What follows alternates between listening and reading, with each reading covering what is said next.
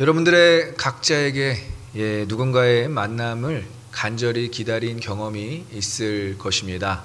저 역시도 제가 군에 있을 때에 가족들의 면회를 굉장히 많이 기다렸습니다. 좀 서운한 얘기지만 우리 가족들이 제가 좀 어려울 때, 2등병 때, 1병 때는 면회를 오지 아니하고 군생활이 굉장히 편해지고 좋아졌을 때, 병장 때 거의 제가 전역하기 전에 면회를 오시는 가족들 때문에 조금 서운했던 적이 있었습니다. 그렇지만 그 가족들의 만남을 너무나 기다렸던 터라 제 마음 가운데 큰 기쁨이 있었습니다. 그리고 한국 일정을 마치고 돌아오는 아내를 기다렸는데 그 만남 역시 굉장히 저에게는 설레고 기다려졌습니다. 하지만 제가 조금 아내 오는 시간을 잘못 알고 있어서 늦는 바람에 공항에서 호되게 혼났던 적이 있었습니다. 지금 저희에게 가장 절실한 기다림은 무엇일까요? 우리 지금 그 오버플로잉 TV라고 해서 그 성도들의 근황을 편집하고 있는 우리 재성 형제가 우리 성도들의 근황을 한 명 한 명 또 확인하면서 다음 타겟을 정하고 이렇게 촬영하고 있는데 동일하게 하는 말들이 다 현장 예배, 현장에서 함께 드리는 예배가 너무 그립다라고 이야기합니다. 물론 교과서적인 대답이라고 이야기는 하지만 전 여러분들의 마음이 너무나 느껴집니다. 저 역시도 그렇고요. 정말 우리가 함께 모여서 예배하는 것이 우리의 간절한 기다림인 줄 믿습니다. 그래서 그 시기가 언제가 될지 모르겠지만 여러분들 기다리고 기도하다 보면 우리가 언젠가는 만나서 또 조만간 만나서 함께 이 자리에서 또 뜨겁게 찬양하고 예배할 수 있을 것입니다. 이렇게 기다림은 기대를 갖게 합니다. 나를 만나러 누가 온다. 또 어떤 선물이 나에게 주어진다고 하면 우리는 굉장한 기대감을 갖고 살아가게 됩니다. 그리고 또 하다못해 정말 우리가 주문한 물건의 그 택배가 오는 시기에 맞춰서도 우리는 굉장히 기대감을 갖곤 합니다. 또 기다림은 설레임을 유발합니다. 이 마음의 요동함이 일어난다라는 것이죠. 참지 못하는 마음 상태에 이르러서 여러분들 누군가를 만나기 전에 아니면 선물을 받기 전에 여러분들이 정말 잠을 설칠 정도로 밤에 잠이 오지 않을 정도로 그렇게 기다려본 기억들, 경험들이 다 있을 것입니다. 근데 오늘 본문에 나오는 초대교회의 기다림은 기쁨과 찬송과 기도가 동반되었다라는 것을 우리가 성경을 통해 확인할 수 있습니다. 초대교회의 기다림, 이들은 성령을 기다렸던 것이고 그리고 다시 오실 예수님을 기다렸는데 그 기다림 가운데서는 기쁨과 찬송과 기도가 동반되었다라는 것이죠. 이들이 이렇게 기쁨과 찬송과 기도가 동반되었던 이유는 약속의 성취에 대한 확신이 있었기 때문입니다. 왜 그들이 확신을 가질 수밖에 없었는지는 우리 한번 말씀을 통해서 자세하게 알아보도록 하겠습니다. 아무튼 저와 여러분들이 우리 현장 예배 함께 모여서 예배 드리는 것을 기다리는 것, 그것을 확신하면서 오늘도 온라인 예배로 나아가지만 큰 은혜와 또 큰 그 믿음으로 여러분들 온라인 예배에 동참하셨으면 좋겠습니다. 자, 오늘 본문 12절을 보면 감람원이라는 곳이 등장합니다. 감람원은 예수님이 승천하신 장소로 잘 소개되어지고 있습니다. 그래서 본문 12절에 제자들이 감람원이라 하는 산으로부터 예루살렘에 돌아왔다고 전해지고 있습니다. 감람산, 이 감람원이라는 곳은 산의 명칭인데 예루살렘 동남쪽으로 길게 뻗은 산입니다. 이 산에는 감람나무가 많이 자라나고 있어서 이러한 감람산, 감람원이라는 곳 이름이 붙여졌습니다. 이 산 서편에는 감람나무가 우거진 숲이 있었는데 그 우거진 숲이 있는 곳이 바로 우리가 잘 알고 있는 겟세마네 동산이었습니다. 이 겟세마네 동산에서 예수님은 정말 땀이 피가 되도록, 눈물이 피가 되도록 기도했던 그 사명을 확인하는 자리였다는 것은 우리가 잘 알고 있습니다. 그리고 이곳은 예루살렘 성으로 안식일에 딱 맞춰서 가기에 매우 알맞은 장소였습니다. 주님께서 승천하신 장소가 감람원이었고 그리고 제자들이, 많은 사람들이 예수님의 승천 후에 예루살렘으로 돌아간 곳이 바로 감람원이었다라고 소개하는 이 저자 누가의 의도는 다분히 담겨져 있는 것입니다. 첫 번째 의도는 예루살렘과 가까운 거리였다는 거예요. 제가 아까 말씀드렸듯이 이 감람산이라는 곳은 예루살렘과 1.1km 정도밖에는 떨어지지 않은 곳이었습니다. 그래서 예수님께서 승천하시기 전에 제자들과 사람들에게 당부하셨어요. 예루살렘을 떠나지 말고 주님의 뜻이, 주님의 약속이 이루어지는 것 기다려라 라고 말씀하시죠. 이들이 만약에 이러한 약속, 이렇게 가까운 곳에 있지 않았다면 아마 예수님이 승천하신 후에 다 뿔뿔이 흩어졌을지도 모릅니다. 하지만 주님께서 승천하신 곳이 바로 이 감람원이었기 때문에 이들은 가장 가까운 곳, 안식일을 지킬 수 있는 예루살렘으로 돌아갈 수 있었다는 것이죠. 두 번째는 겟세마네 기도의 자리였다는 것은 즉 사명의 확인입니다. 예수님도 이 자리에서 다시금 자신의 십자가 사명을 확인하셨습니다. 그렇다면 제자들과 사람들에게도 이 사명에 대한 확인이 필요했다라는 것이죠. 주님의 지상명령 무엇이죠? 사도행전 1장 8절의 말씀처럼 오직 성령이 너희에게 임하면 너희가 큰 권능을 받고 예루살렘과 온 유대와 사마리아와 땅끝까지 이르러 내 증인이 되리라고 주님께서는 지상명령을 선포하셨습니다. 그러면 그 지상명령을 받은 사람들에게는 사명에 대한 확신이 필요했다라는 것이죠.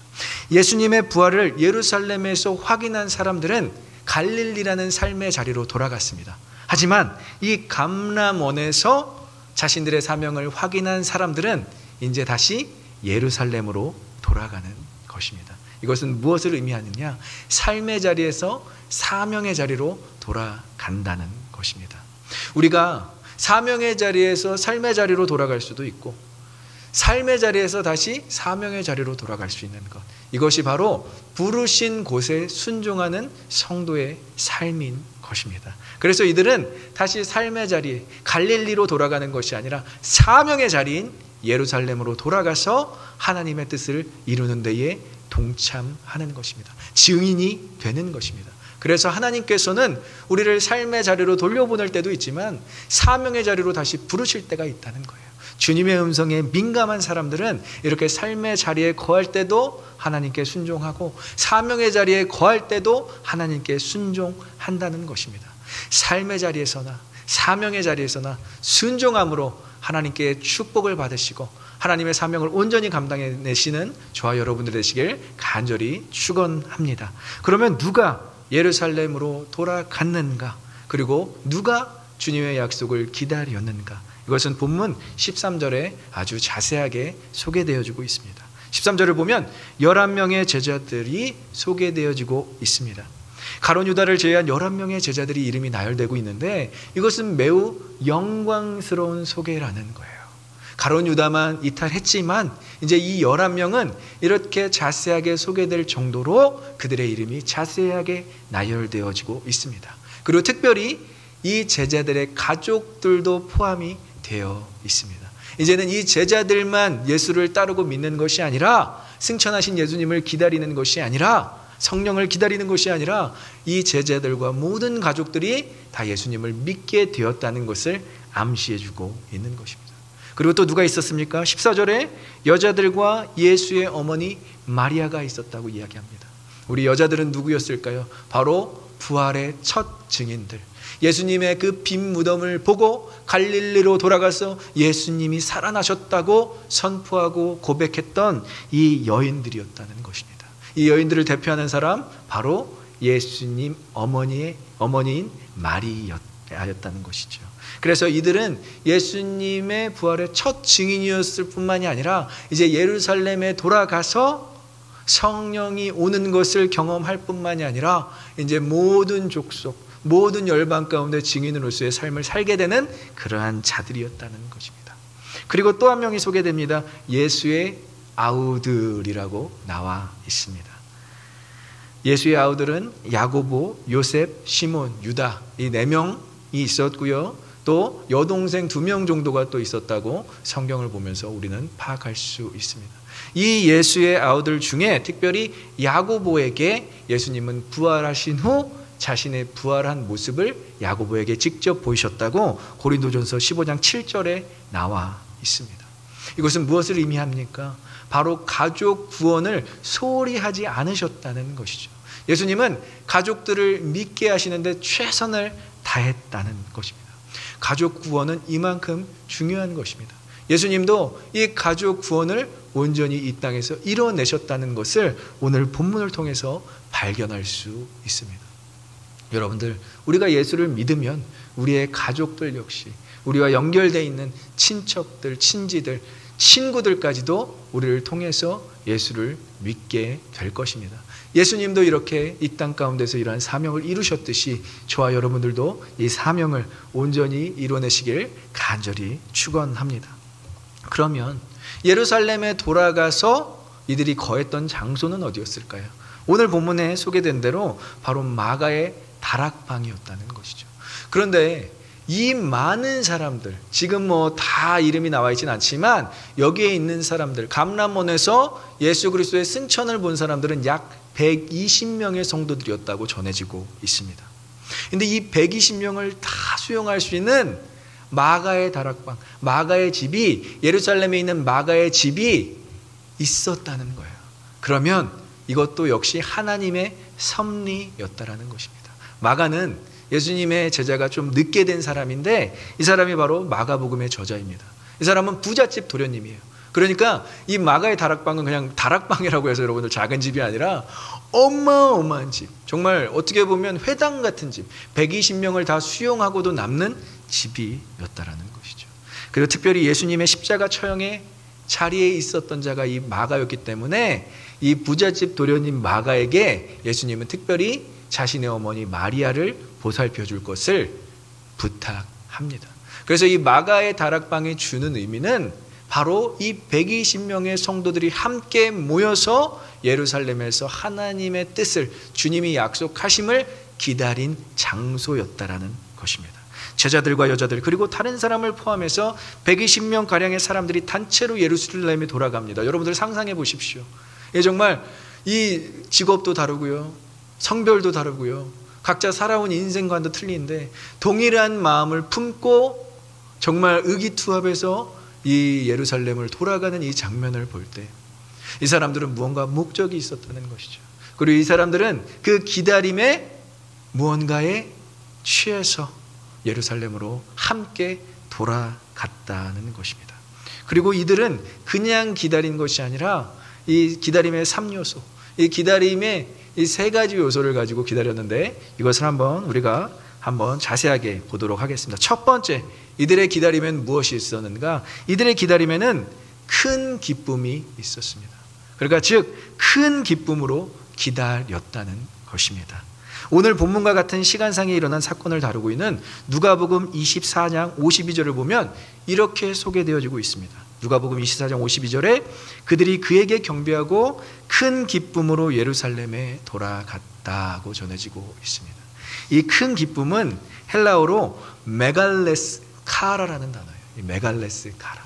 이 메갈레스라는 단어는 이 기쁨을 형용할 때 쓰여지는 단어가 아니라 트라이엄프, 승리. 그러니까 전쟁에서 승리했을 때 사용하는 단어가 바로 이 메갈레스라는 단어인데 이들에게 기쁨을 형용하기 위해서 메갈레스라는 단어, great joy. 그러니까 정말 어마어마한 큰 기쁨으로 이들은 예루살렘에 돌아갔다라고 소개되어지고 있습니다. 이것은 무엇을 의미합니까? 예수님이 승천하셨다고 생각하면 많은 사람들이 그를 따르던 사람들은 다 패배했다라고 생각할 것인데 그들은 정말 따를 사람이 없으니까 그냥 패배자로 살아가겠구나라고 생각할 것인데 그게 아니라 역전의 용사들처럼 큰 기쁨으로 오히려 triumph, great joy를 가지고 큰 기쁨을 가지고 예루살렘에 돌아갔다고 누가는 선포하고 있습니다.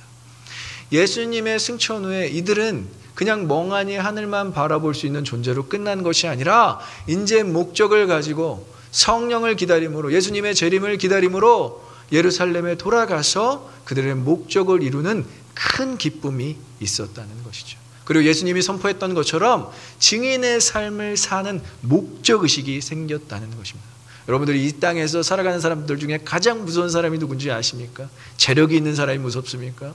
명예가 있는 사람이 무섭습니까? 아니요, 목적이 있는 사람이 무섭습니다. 특별히 기독교인들은 하나님의 목적이 있는 사람들이기 때문에 세상이 감당할 수 없는 큰 기쁨을 가지고 살아가는 사람들인 줄 믿습니다. 여러분들이 이러한 목적을 가지고 살아간다면 세상이 여러분들을 감당할 수 없다는 거예요. 기쁨의 이유는 또 한 가지가 있습니다. 재림에 대한 천사들의 약속이었어요. 예수님도 물론 재림, 내가 다시 올 것이다 라고 약속했지만 또 천사들이 등장해서 이들을 위로해 주는 장면이 나오고 있습니다. 우리 사도행전 1장 12절에서 12절을 한번 보도록 하겠습니다. 1장 11절과 12절을 보면 이렇게 있습니다. 한번 같이 읽어보겠습니다. 올라가실 때에 제자들이 자세히 하늘을 쳐다보고 있는데 흰옷 입은 두 사람이 그들 곁에 서서 이르되 갈릴리 사람들아 어찌하여 서서 하늘을 쳐다보느냐 너희 가운데서 하늘로 올려주신 이 예수는 하늘로 올라가심을 본 그대로 오시리라 하였느니라. 그러니까 이들의 기쁨의 원인은 무엇이었다고요? 바로 예수 그리스도의 재림이었습니다. 이 재림을 누가 또 약속해주고 있느냐? 예수님뿐만이 아니라 두 천사가 이 감람원에 모여있는 120명의 성도들에게 예수님은 너희가 본 그대로 다시 오실 것이다. 그러니까 이 기쁨은 증거가 있는 거예요. 이 기쁨에 대한 것은 확신이 있는 거예요.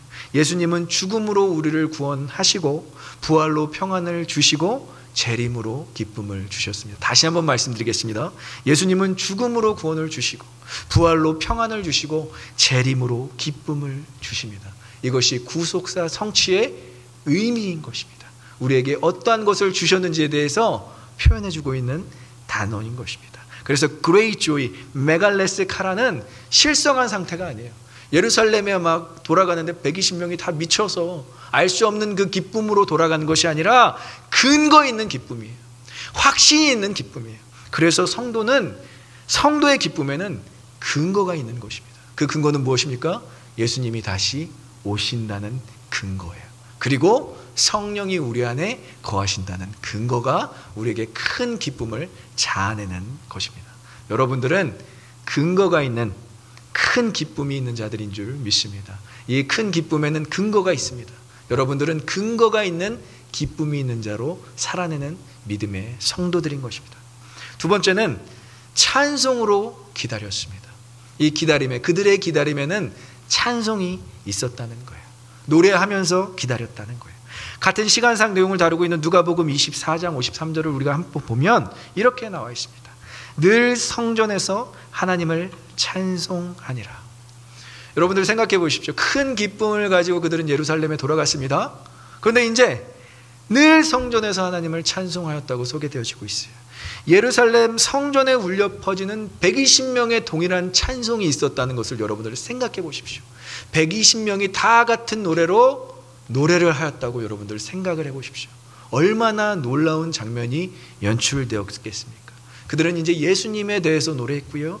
오실 성령님에 대해서 노래했고요. 하나님께서 그들에게 행하신 놀라운 역사에 대해서 노래했습니다. 구약시대 율법을 노래로 한 형태와 매우 흡사한 장면이에요. 우리 신명기 31장 19절을 한번 볼 필요가 있는데 이곳에 그 증거가 있습니다. 한번 같이 읽어보겠습니다. 그러므로 이제 너희는 이 노래를 써서 이스라엘 자손들에게 가르쳐 그들의 입으로 부르게 하여 이 노래로 나를 위하여 이스라엘 자손들에게 증거가 되게 하라. 이 노래는 무엇이죠? 우리가 잘 알고 있는 모세오경이에요. 이 모세오경을 노래로 만들었다는 거예요. 그때는 어디에 써서 친필로 써서 그것을 증거로 갖고 있었던 것이 아니라 노래로 써서 부르게 하였다는 거예요. 그러니까 노래는 무엇이냐? 증거인 것입니다. 그러니까 여러분들은 노래함으로 그 증거를 선포할 수 있다는 것입니다. 이 노래는 늘 성전에서 울려 퍼졌다라고 전해지고 있어요. 예배 때마다 안식일 때뿐만이 아니라 정말 예배 때마다 성전에서 이렇게 노래가 울려 퍼졌다는 것. 우리 오버플로잉 교회 예배와 흡사하지 않습니까? 우리 예배 때마다 우리의 노래, 우리의 찬송, 하나님에 대한 감격과 놀라움이 선포되어졌다는 거예요. 이 갈릴리 지방 나사렛 사람들이 갈릴리 사람들이잖아요. 이 갈릴리 사람들 시골 촌뜨기들이 예루살렘에 와서 이제 노래를 부르니까 누가 관심을 갖기 시작하느냐? 유대인들, 종교 지도자들, 예루살렘에 있었던 정치계에 있던 사람과 종교계에 있었던 사람들이 관심을 갖기 시작합니다. 그리고 이들은 어디서 노래를 했을까요? 거주하고 있는 마가의 다락방에서 매일같이 찬송했다는 거예요. 그들은 잡도 포기하고 왔어요. 생활도 포기하고 왔어요. 가족들을 다 데리고 어떻게 보면 이사 온 거나 마찬가지예요. 이들이 한 일은 다른 일을 한 게 아니라, 새로운 직업을 구한 것이 아니라, 새로운 사람들과 관계를 맺고 만남을 가진 것이 아니라 마가의 다락방에 모여서 쉬지 않고 노래했다는 것입니다. 이것이 바로 우리의 찬양이 삶 속에서나 예배 때나 그리고 어디에서나 끊이지 않아야 하는 이유인 것입니다. 성전에서나 삶 속에서나 찬양이 끊이지 않아야 하는 이유, 첫 번째는 증거로 선포해야 되기 때문입니다.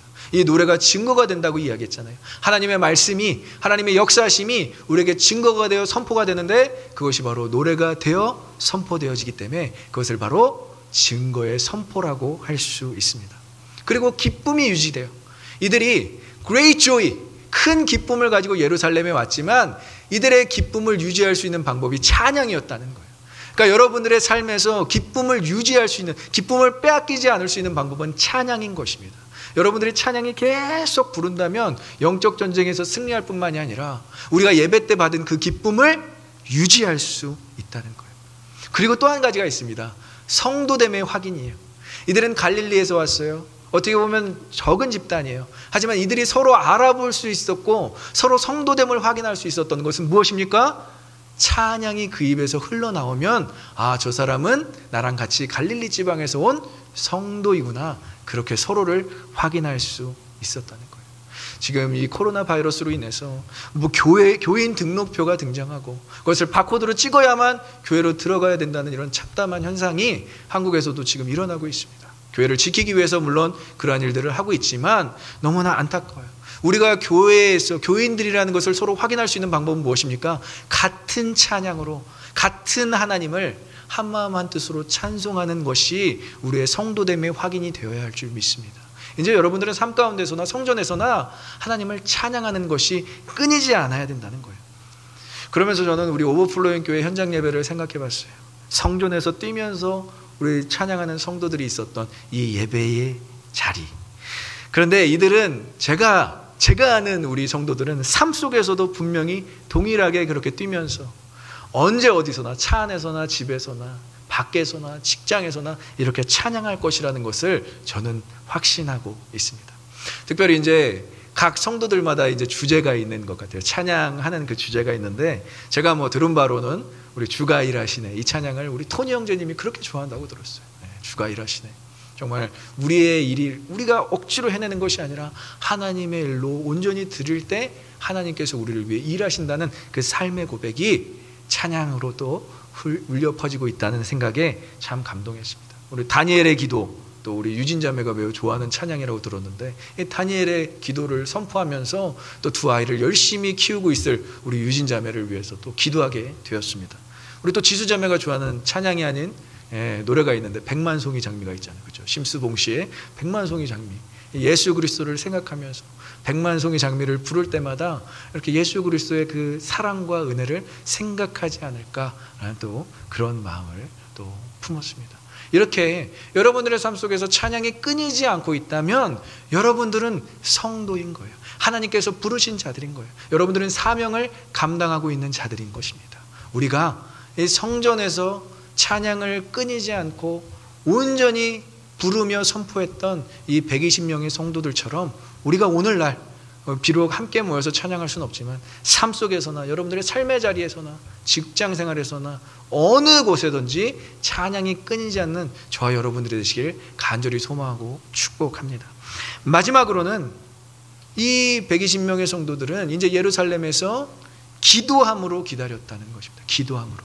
우리 오늘 본문 14절 후반부를 보면 같이 읽어보겠습니다. 그들은 마음을 같이하여 오로지 기도에 힘쓰더라. 마음을 같이하여, 같은 목적과 같은 소원을 가지고 있는 자들의 마음 상태를 잘 표현해주고 있습니다. 한 마음 한 뜻이었다는 거예요.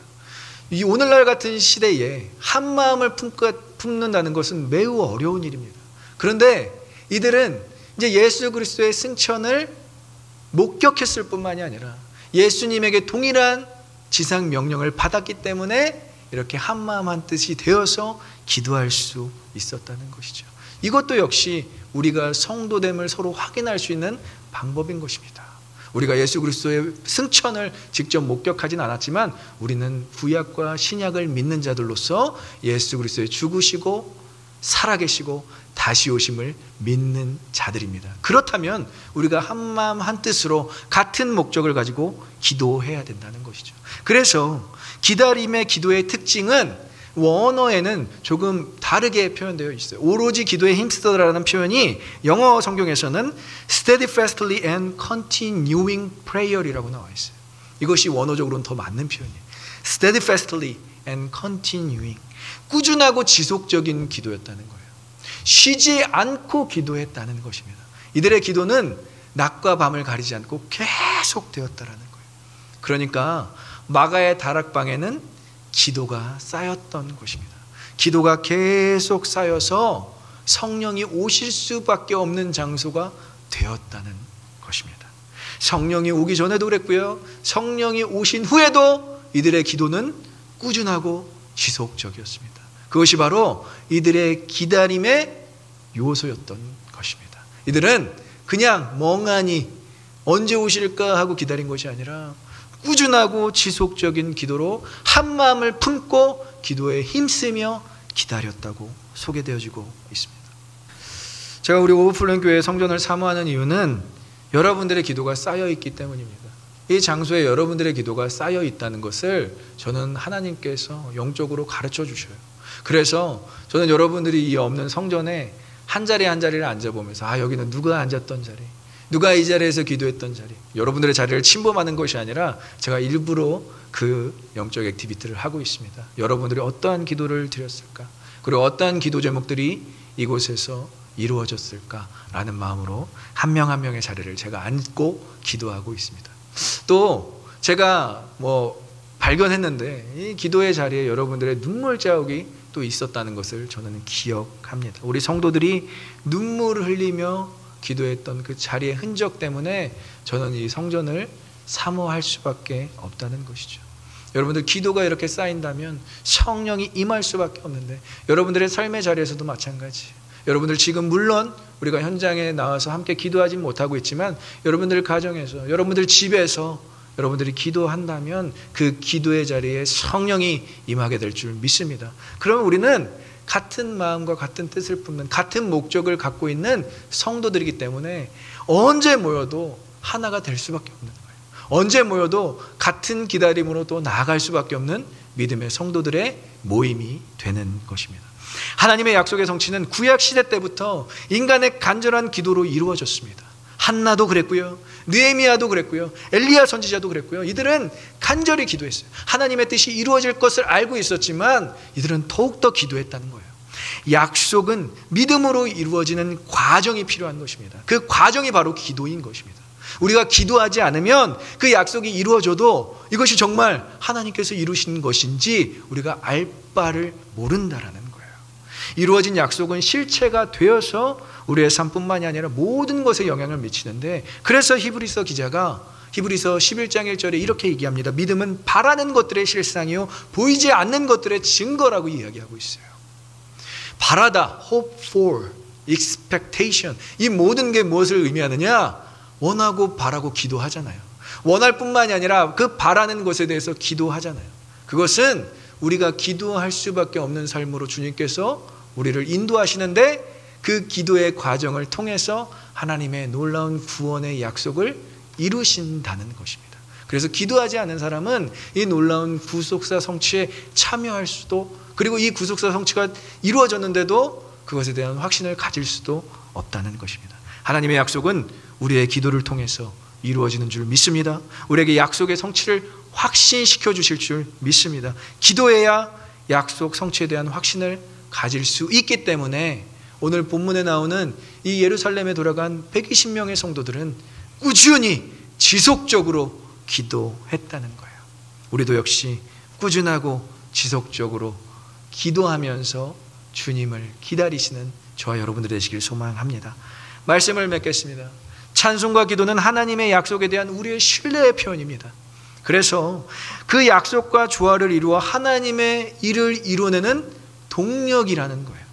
찬송과 기도는 그렇게 하나님을 이뤄내는 동력으로서 우리의 찬송과 기도를 사용하게 된다는 것입니다. 그리고 그 모든 일에 앞서서 무엇이 있다고요?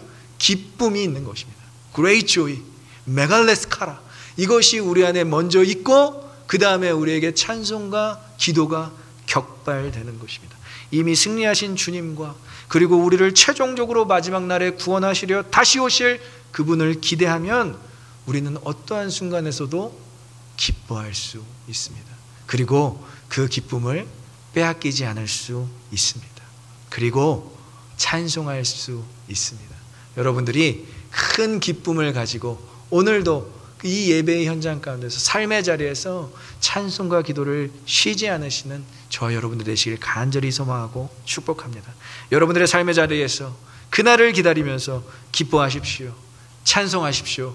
그리고 기도하십시오. 곧 함께 모여서 함께 기뻐하고 찬송하고 기도하는 날이 오게 될 줄 믿습니다.